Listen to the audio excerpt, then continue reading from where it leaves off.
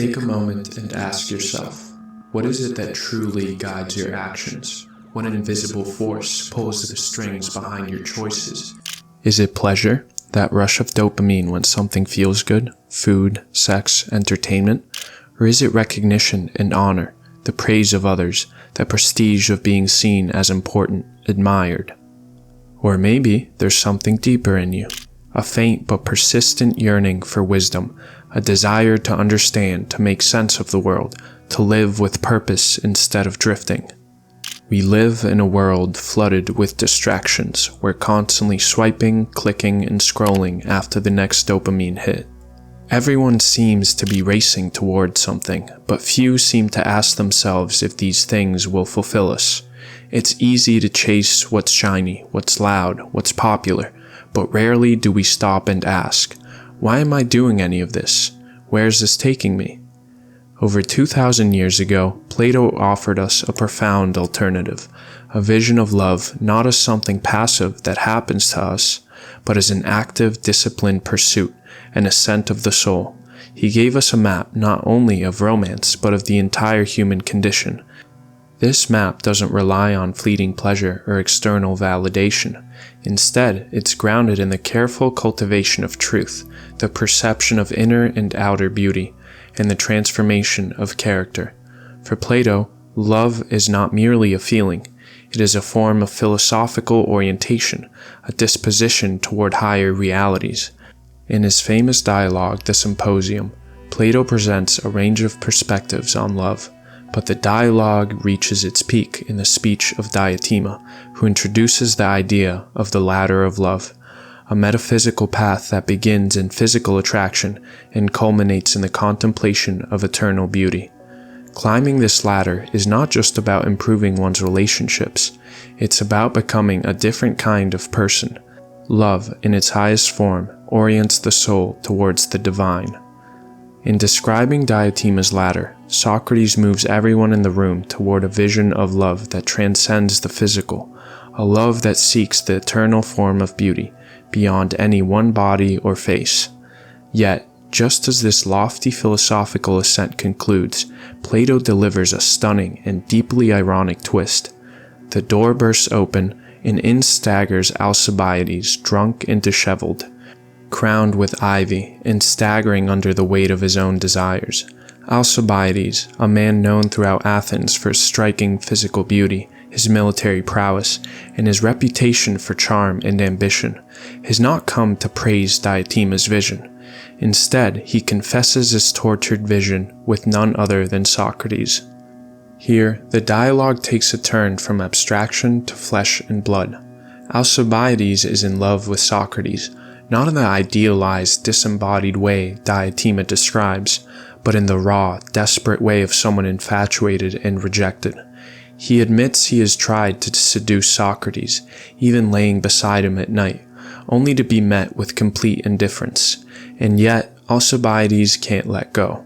Socrates, ugly by all outward appearances, filthy, barefoot, and unshowered, radiates an inner beauty and depth that Alcibiades, despite his power and allure, cannot touch. This moment throws everything into sharp relief. It's as if Plato is saying, here's Diotima's ladder, but here too is the real struggle of love. Alcibiades wants what Socrates has, the calm wisdom, the self-mastery, the radiant soul, but he doesn't yet know how to climb.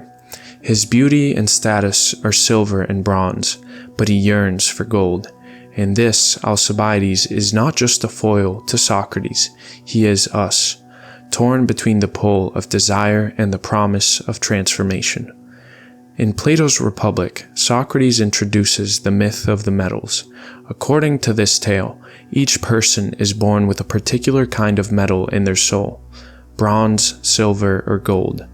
Bronze souls are driven by appetites, desire for comfort, possessions, and pleasure. Think of the cravings for food, wealth, physical indulgence. Silver souls are animated by spirit. They seek courage, honor, and recognition. These are the people who fight for their name, their team, their reputation. And gold souls? These are the most rare. They are the lovers of wisdom. Guided by reason, they seek understanding above all else. Plato associates each soul type with a guiding virtue. Bronze souls must learn self-control to curb their appetites. Silver souls must cultivate courage, both physical and moral. And golden souls must pursue wisdom, the deepest form of understanding and alignment with truth. These aren't rigid identities, but aspirations. Plato urges us to recognize all three within ourselves and strive for balance, with wisdom ideally leading the way. This myth was part of Plato's vision for an ideal society, where each class of soul had a proper role. But beneath the politics, there's a more personal truth. Plato didn't believe we are trapped forever by one metal.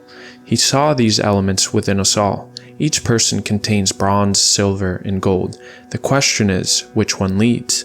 Think about modern life. We're constantly encouraged to indulge our bronze impulses. Fast food, short-form content, shopping. Even silver is everywhere. Academic prestige, social clout, corporate rankings. But gold? The pursuit of wisdom, character, inner excellence, that's quieter, less flashy, but so much more rewarding. Plato also warned us about the power of stories. In Book 10 of the Republic, he even says poets should be exiled from the ideal city. That might sound extreme, but he wasn't condemning all art. He was critiquing the kinds of stories that feed our worst impulses, the kinds that glorify revenge, greed, shallow beauty. Today, we might say he was concerned about what TikToks or what shows we binge. He writes, "Poetry feeds and waters the passions instead of drying them up." When we let ourselves be led by stories that glamorize impulse over reason, ego over virtue, we drift downward. To become whole, we need mindfulness, a presence of mind that allows us to observe our urges without becoming enslaved by them. It's not about rejecting beauty or emotion, it's about training yourself to love better.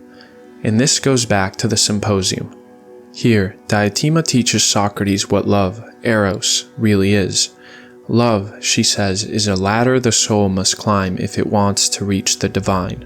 At the bottom, love is physical, a desire for one beautiful body. This is where most people stop. But Diotima says we can climb higher. We begin to see beauty in many bodies, not just one. Then we realize beauty exists in the soul, in character, intellect, virtue. As we climb, we begin to love laws, cultures, and ideas that shape good character. And finally, at the top, we reach the form of beauty itself. He writes, "Suddenly he will catch sight of a beauty, always existing, never born, nor perishing. This beauty is not in any one person. It is eternal, unchanging. The true aim of love is to awaken the soul's longing for this beauty, for truth, harmony, and being itself. In that pursuit, we become whole." Another of Plato's dialogues, Phaedrus, takes this idea further. There, Socrates compares the soul to a chariot pulled by two horses. The charioteer represents reason. One horse is noble, seeking the divine. The other is unruly, driven by lust and hunger.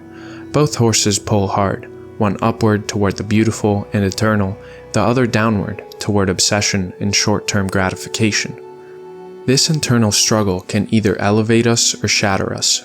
For Plato, love awakens a memory, an echo of a time before we were born, when our soul beheld real beauty in the heavens.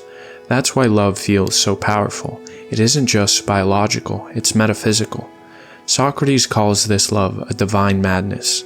The madness of love is the greatest of heaven's blessings, he writes. But it's dangerous too. If we let the wild horse take over, love becomes jealousy, possession, and fear. But if we guide this chariot wisely, love becomes a sacred ascent. Now let's come back to the modern world. Think about a past crush. Maybe it was all-consuming. You couldn't stop thinking about them. Your heart raced. Your brain spun stories about your future together. That flood of feelings, was it love lifting you up? Or was it just your unruly horse charging ahead? This is what Diotima would challenge us to examine. What exactly are you loving? Is it their face, their body, the attention they gave you? Or is it their soul, their truthfulness, curiosity, courage, kindness? Plato's vision asks us to refine our love, to move from possession to admiration, from needing someone to complete us to seeing them as a mirror reflecting something higher, something already within us. Love becomes a form of education, a training in virtue, and when it's mutual, it's even more powerful. Two souls climbing together, practicing restraint, nurturing each other's growth. Love like that doesn't just feel good, it makes you good, it's transformation. This journey is not easy. The soul is always being pulled in different directions, but with effort, with reflection, discipline, and the love of wisdom, we can strengthen the gold within us. We begin to cultivate arete, the Greek term for excellence of the soul. We become more courageous in how we face ourselves, more just in how we treat others, more moderate in how we handle desire, and wiser in how we live. So next time you feel the pull of love, pause and ask yourself, is this drawing out the best in me, or just feeding a hunger? Am I chasing bronze, silver, or gold? And if you're alone right now, no romantic prospects, no special someone, remember this, the ladder of love doesn't begin with another person. It begins with your own soul, with your capacity to recognize beauty, cultivate virtue, and love truth. You don't have to wait to start climbing. If this video gave you something to think about, give it a like, subscribe, and share it with someone who might need it. And drop a comment below. Which part of the ladder have you been lingering on? What's one thing you can do today to climb higher? And remember, you're not just here to scroll through life. You're here to grow and become your best self. Now go and level up your soul. See you next time.